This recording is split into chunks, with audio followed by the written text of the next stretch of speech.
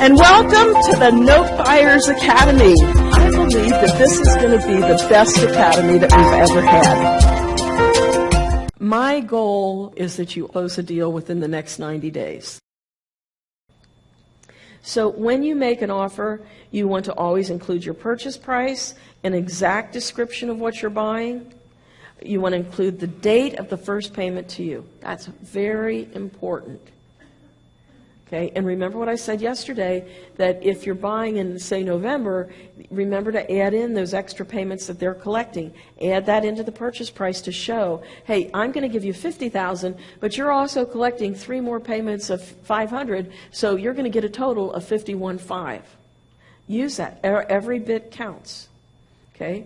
Make sure you tell them that you pay all costs, you list all your contingencies, how quickly will you close, and that you'll prepare the agreement. Any questions on making an offer? I feel like we've covered that pretty thoroughly. Yes, Tim? Yeah, I'm curious. A lot of these I see they keep going to like Zillow for the information on how much it's worth. I know in the real estate a lot of people like to stay away from Zillow. Does it really make that much difference? Zillow is not reliable. It's absolutely not reliable, as you're going to see here in just a little bit. Okay? But it gives you a starting point. And we're not accepting Zillow as the end-all, but it gives us a place to start. And so if you look at Zillow and Trulia and you go through 3 or 4 and they're all in the same ballpark, at least you have some idea of where it's at. But there is no way that I would ever buy a note based on a Zillow value. That's just our starting point. Okay? When Otherwise, I'd have to wait for an appraisal to come in before I could even give them a quote. And I've also asked her what the value was. Did that answer your question? Okay. When do you go to a BPO? I see you have an estimate. You know, you actually get a... When do I get it? Yeah. After I've got the agreement signed. And a BPO is a broker's price opinion.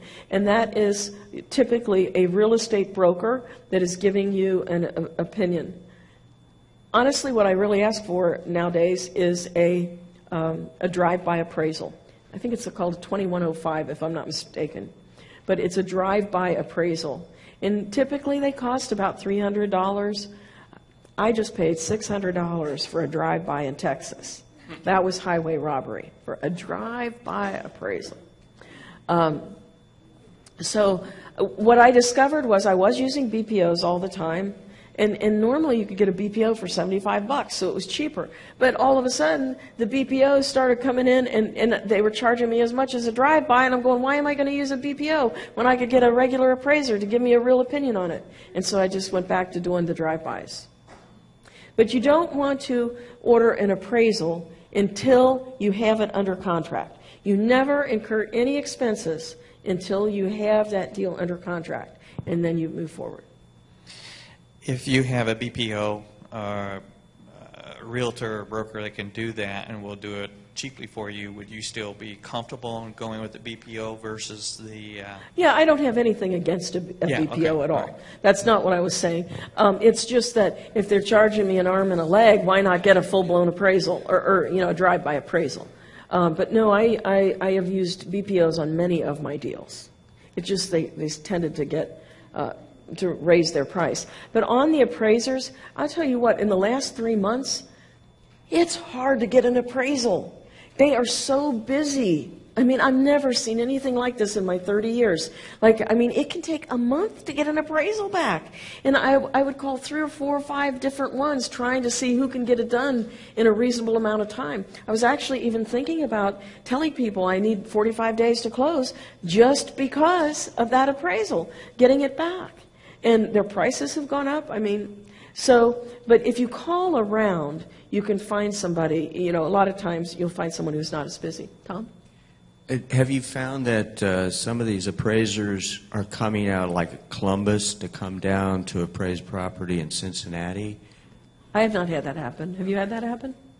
Well, I know some of the guys at RIA say that, I think it's part of Dodd-Frank, that they had to go through a company, a third party, in order to get an accurate appraisal, especially in the bank? Well, a lot of times, if you're doing pools, they're using national resources.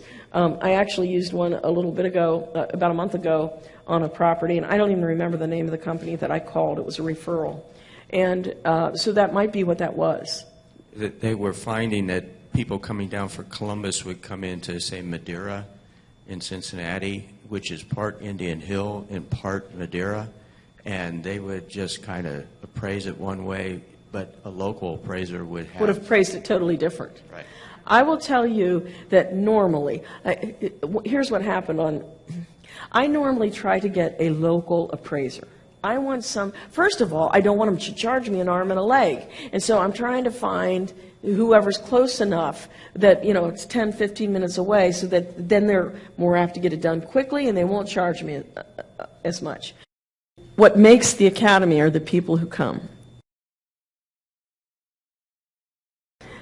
Okay, thank you.